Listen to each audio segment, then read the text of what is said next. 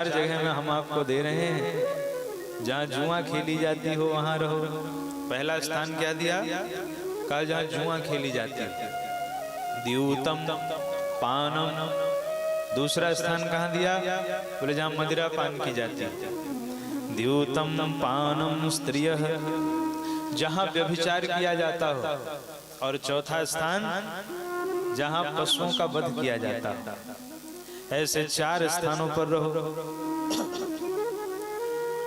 कलयुग ने कहा महाराज आपने तो मुझे देख के मेरे ही अनुरूप जगह भी दे दी। अरे बड़ा परिवार है, यह सब माया कर परिवारा, बड़ा परिवार है, 4 जगह में कैसे रहेंगे, एक आध जगह और दे दीजिए कोई। तो पुनश्चया चमानाय जात रूप मदात प्रभु। फिर से याचना करी तो कहा ठीक है जाओ सोने में रहो। कहाँ रहो? सोने में। अब कलयुग के रहने के कितने स्थान हो गए? जहाँ जुआ खेली जाती हो, नंबर 1। और आजकल तो देखिए आज का समय ऐसा हो गया, शास्त्र कह रहा है जहाँ जुआ खेली जाती है वहाँ कलयुग का वास होता है। और आजकल ऐसे ऐसे खेल आ गए, जो बच्चे मैच देखते हैं, क्रिकेट मैच देखते हैं, उन बच्चों को यही प्रेरित किया जाता है कि बोले जुआ खेलो।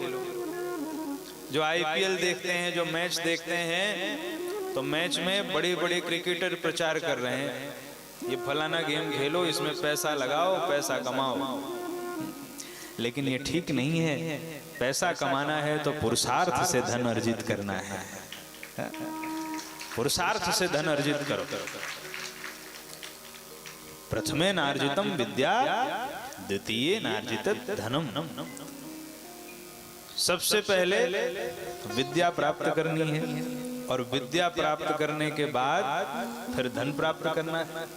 और जब विद्या प्राप्त करने की उम्र है तब मोबाइल लेकर के धन प्राप्त करने के चक्कर में लगे हुए हो, तो परिणाम क्या होता है? बोले घर का 2-4 हजार रुपया वो भी डुबा देते हो।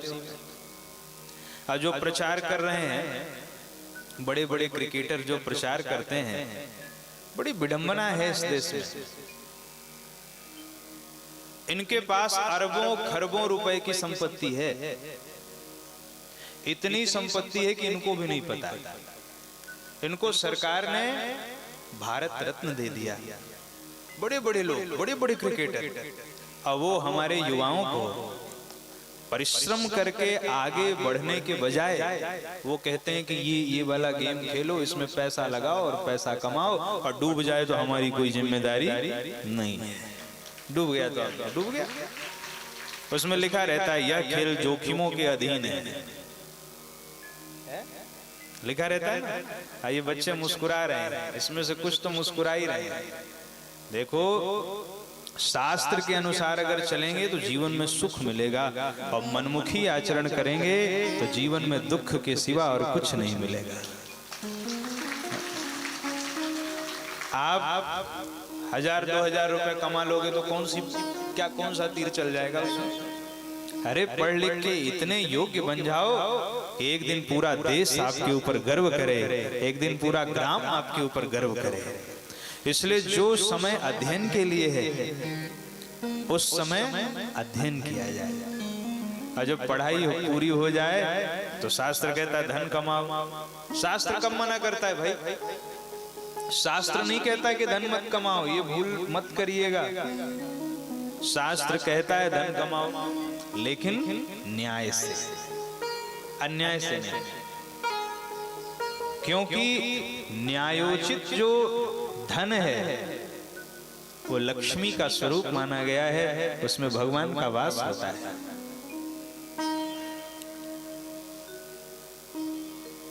इसलिए जो समय जिस कार्य के लिए मिला है, जो समय अध्ययन के लिए है, उस समय अध्ययन करें।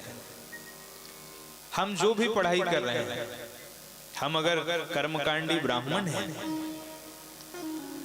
तो हमें, मैं कई बार आचार्य जी बैठे हुए हैं, आचार्य जी के सन्मुख में ये बात कह रहा हूं। मैं कई बार आचार्य जी ब्राह्मणों से कहता हूं कि श्लोकों के मूल अर्थ को भी समझा जाए। जो हम लोग कर्मकांड कराते हैं, और जैसे कर्मकांड में एक श्लोक है, सबसे पहले जब हमारे घर में पूजा होती है तो हम कहते हैं, पंडित जी मंत्र पढ़ते हैं, ओम अपवित्रः पवित्रो वा सर्वावस्थांगतोऽपि वा। और उसके बाद जल लेकर के यह स्मरेत पुंडरीकाक्ष सवायव्यंतरः शुचिः। तो ये हुआ स्थूल विधि। पर अगर हम उस मंत्र के अर्थ को जान जाएं, तो मंत्र क्या कह रहा है? वो मंत्र कह रहा है, अपवित्रः पवित्रो वा, आप चाहे पवित्र हो या अपवित्र हो, किसी भी अवस्था में हो, जल छिड़कने से कोई पवित्र नहीं होता। ये तो एक क्रिया है, जल छिड़कना ये क्रिया है। पवित्र कब होगा? यह स्मरित पुंडरीकाक्ष, जो पुंडरीकाक्ष भगवान का स्मरण करता है वो भीतर से भी और बाहर से भी पवित्र हो जाता है। तो कितना अच्छा हो कि जब पूजन हो तो पंडित जी कहें कि आप भगवान का स्मरण कीजिए। क्यों? क्योंकि मैं जो जल छिड़क रहा हूं ये स्थूल क्रिया है। पवित्र तो आप भगवान का स्मरण करने से होंगे। यजमान करे भगवान का स्मरण और पंडित जी पढ़े मंत्र, तो अपने आप हो जाएगा कल्याण, अपने आप हो जाएगा। और उसके लिए परिश्रम करना पड़ेगा, उसके लिए व्याकरण सीखना पड़ेगा। और जो व्याकरण सीखते हैं उन्हीं को पता है कि कितना परिश्रम करना पड़ता है व्याकरण आदि शास्त्रों को लगाने के लिए। मैं कई बार सोशल मीडिया पर देखता हूं, लोग कहते हैं कि अरे ठीक है, भाव की अपनी प्रधानता है, पर भाव भी तो ज्ञान से आता है। ज्ञान होगा तो जो भाव बनेगा। आप किसी व्यक्ति को जानते हो तब आपका उसमें ज्यादा प्रेम होगा कि आप किसी व्यक्ति को नहीं जानते हो तब आपका उसमें ज्यादा प्रेम होगा। आपका प्रेम ज्यादा तब होगा जब आप किसी व्यक्ति को जानते हो।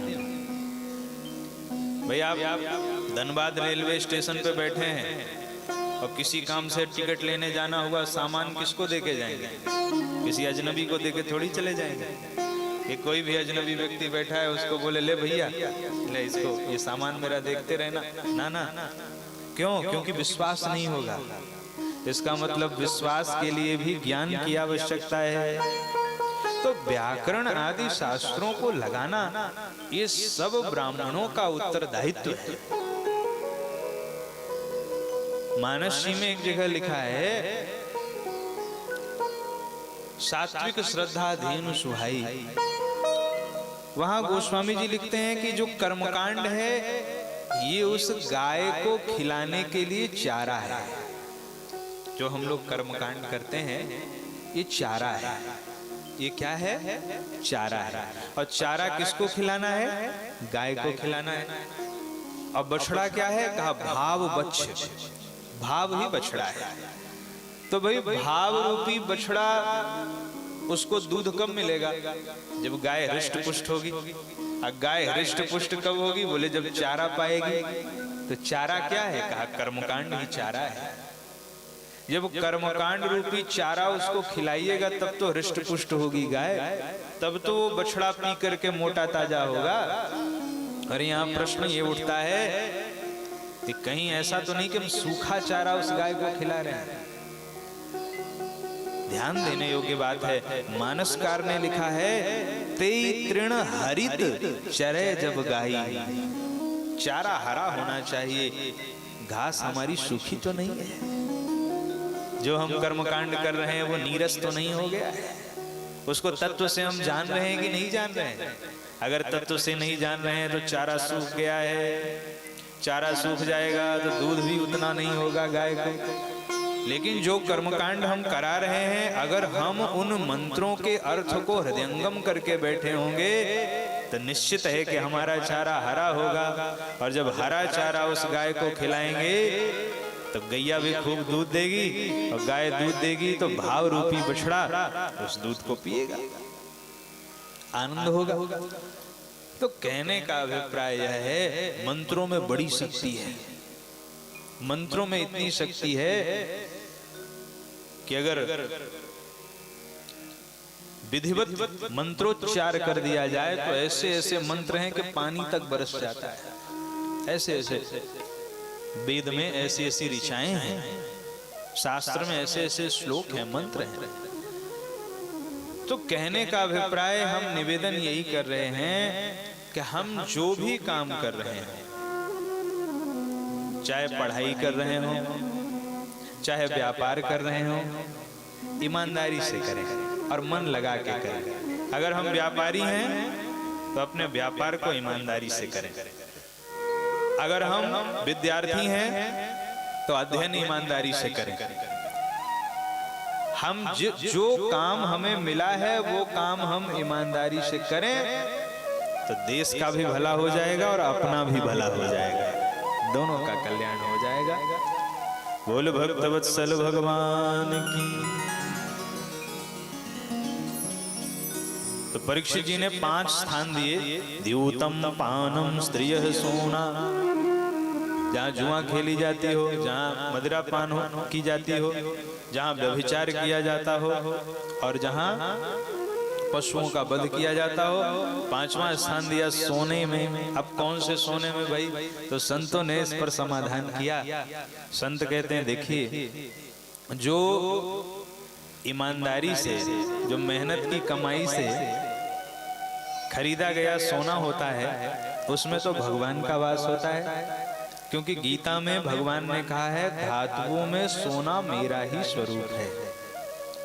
पर जो बेईमानी से, नंबर 2 की कमाई से खरीदा गया स्वर्ण होता है, उसमें कलयुग का वास होता है। ऐसा समझना चाहिए। पर गोस्वामी जी ने तो एक और समाधान दे दिया। गोस्वामी जी ने कहा, देखो, कितनी ईमानदारी से कमाओ, कुछ ना कुछ अंश तो उसमें बेईमानी का आ ही जाएगा। अगर आपने धन कमाया है तो कुछ ना कुछ, इसीलिए तो शास्त्र कहता है कि दशांश दान करना चाहिए। और क्यों कहता है भाई? अच्छा, सबको कहता है, ब्राह्मणों को भी कहता है, क्षत्रियों को भी कहता है, वैश्य को भी कहता है, सेवक को भी कहता है, अपनी कमाई का दशांश दान करो।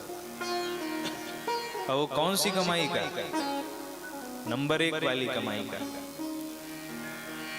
अब आज एक विषय पर थोड़ी सी चर्चा हम लोग करें कि ब्राह्मण का नंबर 1 वाला धन कौन सा है और क्षत्रिय का नंबर 1 वाला धन कौन सा है, वैश्य का नंबर 1 वाला धन कौन सा है, और चतुर्थ वर्ण का नंबर 1 वाला धन कौन सा है। तो शास्त्र ऐसा कहता है कि ब्राह्मण जो पूजा पाठ से जो उसको दक्षिणा मिलती है, ब्राह्मण का सर्वोत्तम धन है गुरु दक्षिणा के रूप में जो मिलता है। गुरु दक्षिणा समझ रहे हैं? गुरु दक्षिणा का मतलब कि पंडित जी के शिष्य हैं तो शिष्यों ने गुरु जी को गुरु दक्षिणा जो प्रदान करी, वह ब्राह्मण का सर्वोत्तम धन होता है। सर्वोत्तम। इसलिए आप बजाना है तो बजा ही लीजिए एक बार मन से।